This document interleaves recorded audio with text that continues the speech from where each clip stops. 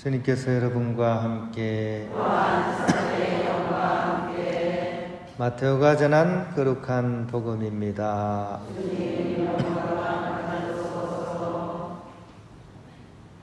예수님께서 카이사리아 필리피 지방에 다다르시자 제자들에게 사람의 아들을 누구라고들 하느냐 하고 물으셨다. 제자들이 대답하였다. 세례자 요한이라고 합니다. 그러나 어떤 이들은 엘리야라 하고 또 어떤 이들은 예레미야나 예언자 가운데 한 분이라고 합니다.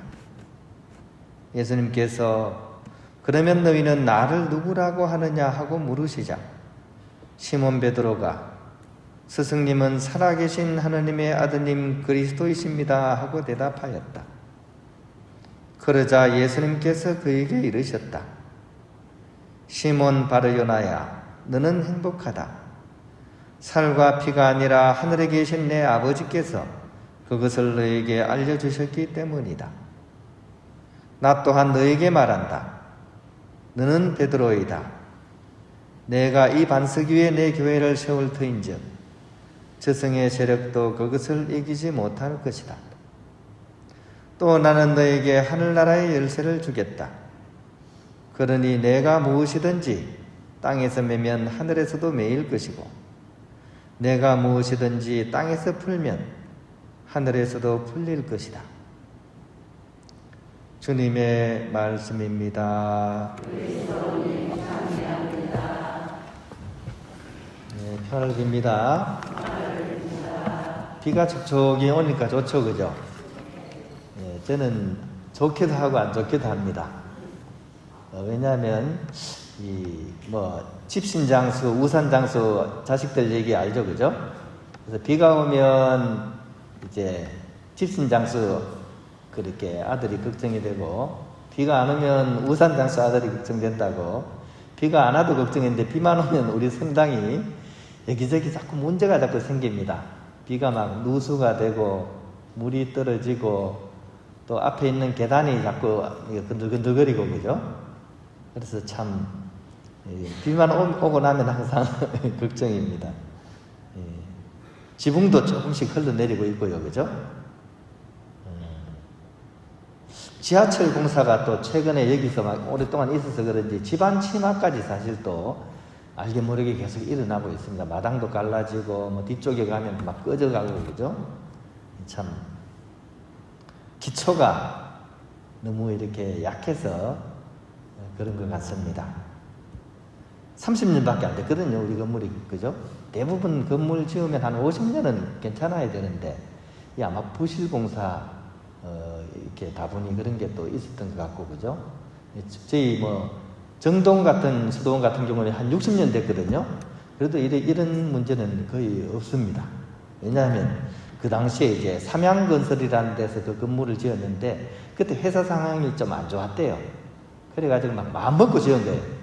이 건물 하나 잘 지어가지고 한번 다시 일어서 보겠다고 마음먹고 지어서 그런지 굉장히 튼튼하게 지어가지고 거기는 지금 60년 우리보다 2배나 긴데도 불구하고 우리 성당에서 벌어지는 이런 별로 없습니다. 기초가 탄탄해서 그런 거죠. 사실 우리나라의 모든 공사 문제는 기술이 없어서 그런 문제가 생기는 게 아니에요. 기술은 좋아요. 외국에 나가서 공사하는 거 보세요. 우리나라 공사 잘합니다. 문제는 뭡니까? 기술이 없는 게 아니라 양심이 없어서 그렇죠. 설계도에 철근 여기 15개 쓴다고 분명히 얘기하잖아요. 그죠? 사인했어요. 잠시 화장실 갔다 오면 10개로 딱 바꿔놓습니다. 그래서 그냥 공사 그대로 하는 거죠. 대부분의 경우가 양심과 관련된, 그리고 법이란 게 대부분이 오히려 그런 건축주들을 이렇게 건축하는 사람들을 싸고 돕니다. 그러니까 이제 이게 정리가 되지 않죠. 처벌이 강하면 그렇게 안 하겠죠. 이거 공사 잘못했다가 막 자기가 다 물어내야 되면 그렇게 하겠습니까? 그런데 이제 힘 있고 돈 있고 이런 사람들끼리 또 서로 결탁하고 해가지고 이렇게 부실 공사들이 많이 벌어집니다. 양심이 없으니까 기초가 약해지는 거죠. 이처럼 건축물을 지을 때 가장 중요한 것은 바로 기초이고 또 그 반석이라고 할 수 있겠습니다. 이게 튼튼하면 어지간히 쌓아 올려도 괜찮은데 이게 약하면 쌓아 올릴수록 불안해지죠. 그죠? 기초가 약하니까. 오늘 우리가 축일을 보내고 있는 베드로, 바오로 이 두 분은 바로 우리 교회의 반석이신 그런 분들입니다.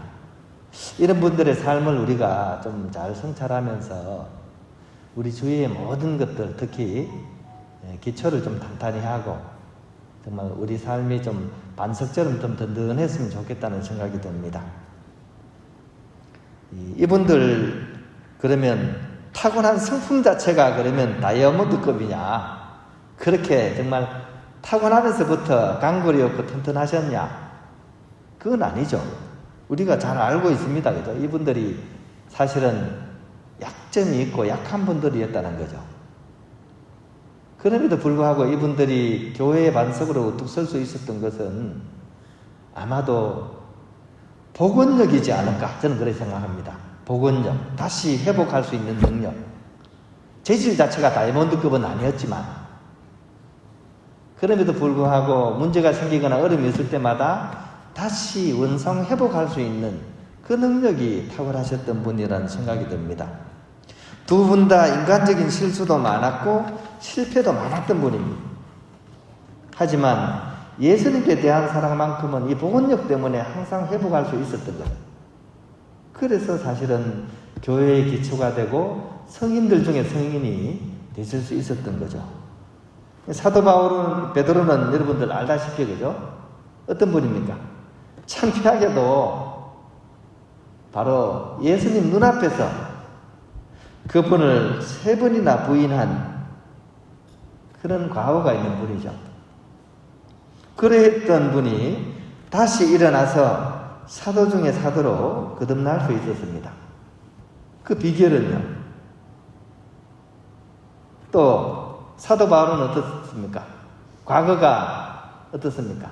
너무나 슬프게도 그리스도를 믿는 사람들을 찾아내고 고발해서 극심한 그런 고통을 겪게 한 그런 분 아닙니까? 근데 이랬던 분이 전혀 다른 사람인 것처럼 오히려 그리스도를 증거하는 그런 사도로서 거듭날 수 있었습니다. 그 비결은 또 무엇입니까? 아마도 부활하신 주님에 대한 그런 체험과 믿음, 바로 이것이 있었기 때문에 이분들이 힘들고 어려울 때마다 또 넘어졌다고 하더라도 다시 일어서서 그리스도의 복음을 전하는 그런 사도가 될 수 있었을 것입니다. 그 사도들의 후예인 우리들 또한 그런 비슷한 전철을 밟아가고 있습니다. 그런데 여러분의 그 복원력은 과연 어느 정도에 머물고 있습니까? 자주 죄와 잘못에 넘어져서 쓰러질지언정 오뚜기 마냥 다시 오똑하니 일어서고 계십니까? 옛날에 장난감 중에 장난감이죠, 그죠? 오뚜기, 그죠? 탁 건드리면 넘어졌다가 어떻게 다시 일어서죠, 그죠? 여러분의 삶도 그러고 있습니까? 아니면 한번 넘어지고 난 뒤에 3바퀴, 4바퀴 막 바닥을 굴러다닙니까? 만약에 여러분들이 오뚜기가 아니라 넘어지면 한 3바퀴, 4바퀴 꼭 굴러야 된다면 여러분의 복원력, 그리고 그 복원력의 핵심이라고 할 수 있는 부활하신 주님에 대한 믿음과 체험을 점검할 수 있어야 할 것입니다. 그것이 온전하게 될 때 삶의 어떤 어려움과 혼란이 닥쳐오더라도 다시 일어서서 항구히 나아갈 수 있게 되기 때문입니다. 별명이 아주 재밌는 스사님이 한 분 있습니다. 좋아질라고 스사님이 있습니다.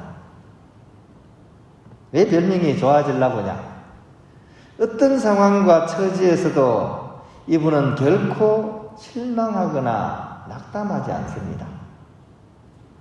뜻하지 않은 사고로 고통을 겪는 그날 아침에도 그는 말합니다. 아이고, 수사님 안 됐네요. 많이 아프시고 상심하시겠어요. 괜찮습니다.